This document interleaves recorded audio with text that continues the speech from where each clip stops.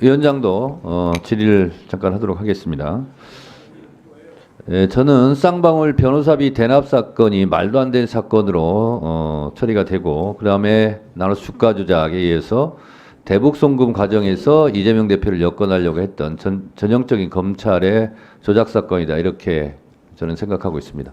이화영 증인이 작성한 것을 제가 제목을 붙여봤습니다. 이화영의 옥중육필, 억울한 심경토로. 내용을 하나 잘 읽어볼 테니까 확인해 주시기 바랍니다. 검찰의 협박과 회유, 협박. 특가법상 뇌물정치자금법, 외국북한 거래법, 증인인멸교사, 직권남용, 알선수재 등등을 적용해 징역 10년 이상을 살리도록 하겠다. 맞습니까? 그렇습니다. 김성태의 허위 진술을 통해서 뇌물정치자금법 알선 수수를 기소할 여러 가지 사건을 준비해 놓았다. 이재명, 이해찬도 직접 수사하게 될 것이다 하고 협박받은 적 있습니까? 그렇습니다. 경기도 공무원을 구속시키겠다. 아내와 아들을 구속시키겠다. 수행비서 지인 등을 구속시키겠다. 압수수색, 연행 조사 등 이런 것이 사실입니까? 그렇습니다. 쌍방울 김성태를 편들고 이재명 지사를 위해 대북 송금을 했다고 진술하면 진행 중인 사건을 유리하게 해주고 주변 수사도 멈추겠다라고 한 적이 있습니까? 그렇습니다. 이재명이 주범이 되면 이화영은 종범이 되어 가벼운 처벌을 받도록 해주겠다. 1년 구속기간 만료 전에 보석으로 석방하도록 하겠다라고 해요받은 적이 있습니까? 그런 적이 있습니다. 아내, 아들은 물론이거니와 주변 사람에 대한 수사, 별건 수사도 멈출 것이다라고 해요받은 적이 있습니까? 있습니다. 네. 본인이 작성한 사건의 본질입니다.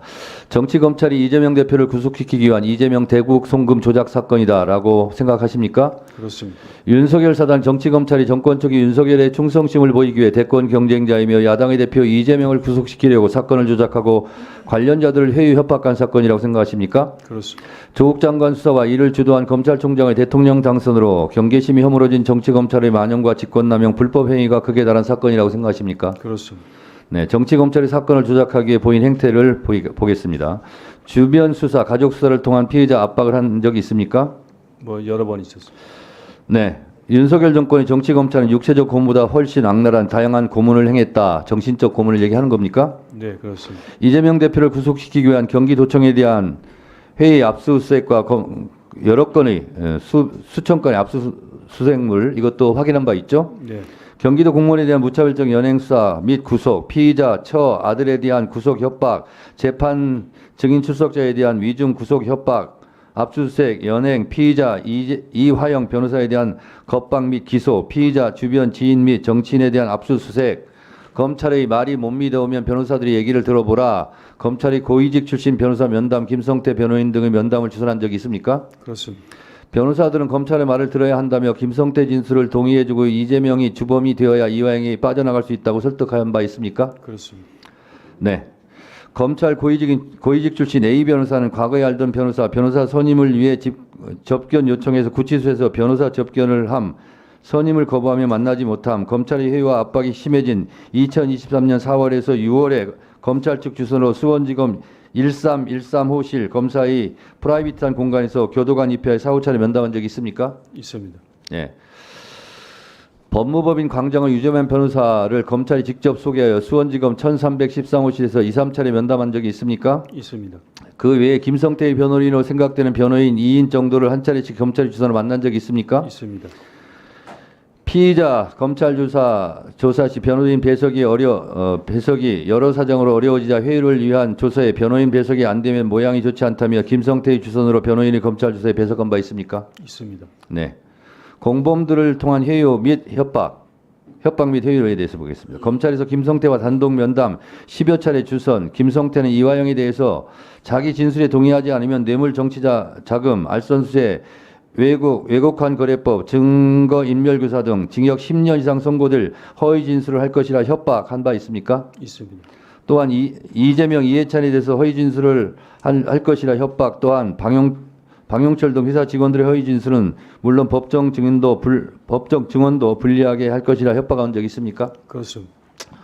김성태의 조작 수사 협조 대가 부분을 보겠습니다. 김성태는 이재명, 이화영에 대한 거짓 진술의 대가로 자신에 대한 추가 수사를 면제받음, 추가 수사 내용은 대북 송금 800만 불, 자금원, 주가 조작, 허위 시비 발행, 해외 원정 도박, 허위 직원 등재, 해외 도피 행각, 포천 골프장 불법 조성 등등 이런 것은 수사 면제받았다고 생각하십니까? 그렇습니다. 검찰이 협조한 대가라고 생각하십니까? 그렇습니다.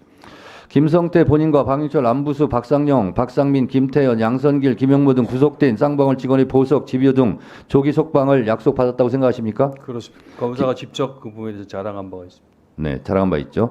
김성태의 동생 김영모에 대해서는 검찰이 징역 1년 6월을 구형하려 했으나 김성태의 협조로 징역 6월만 구형하여 바로 석방될 수 있게 해주었다는 박상용 검사가 자랑한 적이 있습니까? 그렇습니다. 김성태 황제 수감 생활 부분에 대해서 보겠습니다. 오전 변호인 접견, 오후 검찰 출정, 검찰의 쌍방울 직원 박상홍, 박상인 등 2, 3인이 출근하여 김성태의 수발을 들고 실질적인 회사 경영, 먹고 싶은 음식, 음료, 술 등을 항상 제공받음, 공범들과 입맞추기, 1313호 앞 창고 공간에서 공범이 모여서 진술을 맞춤, 세미나를 함, 회사 직원 등을 동원하여 조작 수사를 지원함, 검찰에서 무한정 변호인 접견, 검찰의 주선으로 수원지검 1313호 앞 창고라는 공간에서 공범 김성태, 방영철, 안부수 등과 수차례 회합, 같이 식사하고 다과 먹으며 세미나처럼 말을 맞춤, 쌍방울 직원 박상욱이 거의 매일 검찰에 나와서 김성태의 수발을 들며 이화영에게 외부 지인과의 연락, 자금 지원 등을 제안하며 회유한 적이 있습니까? 그렇습니다. 네, 술자리 관련해서 참석자는 이화영, 김성태, 방영철, 박상웅, 박상훈 검사, 검찰 수사관, 1인 등이 맞습니까? 맞습니다. 제공된 음식은 연어의 해덮밥, 국물 요리, 술, 음료가 맞습니까? 맞습니다. 장소와 일시, 수원지검 1313호 영상 녹화 주사실, 오후 6시 특검 등 공정한 조사가 이루어지던 날짜를 특정하겠음. 교도관의 위치, 영상 녹화실 밖 좁은 공간에서 있었고 술자리 중 교도관이 계속 자리에 있었는지는 알지 못함. 술자리 이후 피의자 이화영에게 진행되던 별건 수사 등이 중단됨. 구속시키겠다고 압박하던 주변인 수사, 가족 수사 중단됨. 김성태 진술도 바뀌고 방영철, 안부수 등도 법정에서 유리한 진술을 하겠다고 약속한 적이 있습니까? 그렇습니다. 네. 이런 등등의 증인의 진술로 봐서 박상용을 우리가 오늘 탄핵소추하는 건데 6가지 법을 적용할 수 있다고 봅니다. 형법 제23조 직권남용죄, 변호사법 36조 재판수사 공무원의 사건 소개 금지, 세 번째 형법 126조 피의사실 공표죄 위반, 네 번째 형의 집행 및 수용자의 처우에 관한 법률 제41조 접견 조항, 다섯 번째 형의 집행 및 수용자의 처우에 관한 법률, 여섯 번째 형법 122조 직무유기, 이런 부분들을 적용해서 박상용 검사에 대해서 탄핵하는 것이 저는 마땅하다 이렇게 생각합니다. 증인 할 말 있습니까?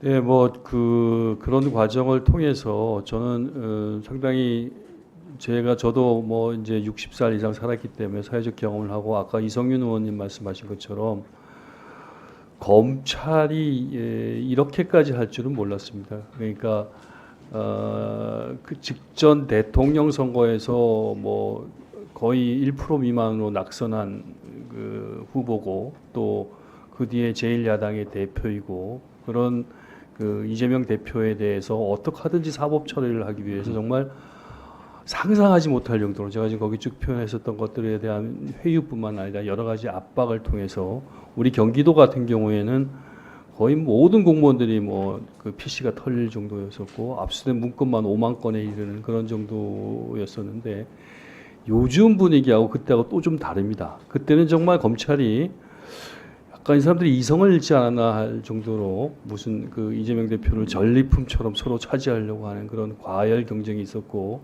1313호에서 안 되면 뭐 1514호에 불러가고 왔다 갔다 하고 수원지검의 거의 모든 검찰이 다 총동원돼 가지고 저희들 사건을 다루었고요. 아마도 그 수원지검이 뭐 형사 6부인가 거기는 지난 2년간 이 사건 외에 다른 사건을 수사한 적이 아마 없을 겁니다. 한번 조사해 보시면 알겠 텐데 그럴 정도로 집요하게 이재명 대표를 사법 처리하려고 혈안이 돼 있었던 거에서 정말 경악을 금치 못합니다. 그래서 저도 한때 그런 흐름에 좀 일조를 한 것에서 대단히 죄송스럽게 생각하고 대단히 반성을 하고 있고 그런 것들이 결국은 저도 좀 놀랐는데 이재명 대표의 구속영장 청구에 이르면서 제가 크게 후회를 하고 반성을 하면서 이건 제대로 밝혀야겠다고 생각해서 지금 여기까지 이르렀다는 말씀을 드리고 싶습니다. 네, 수고하셨습니다. 자, 주신문을 모두 마치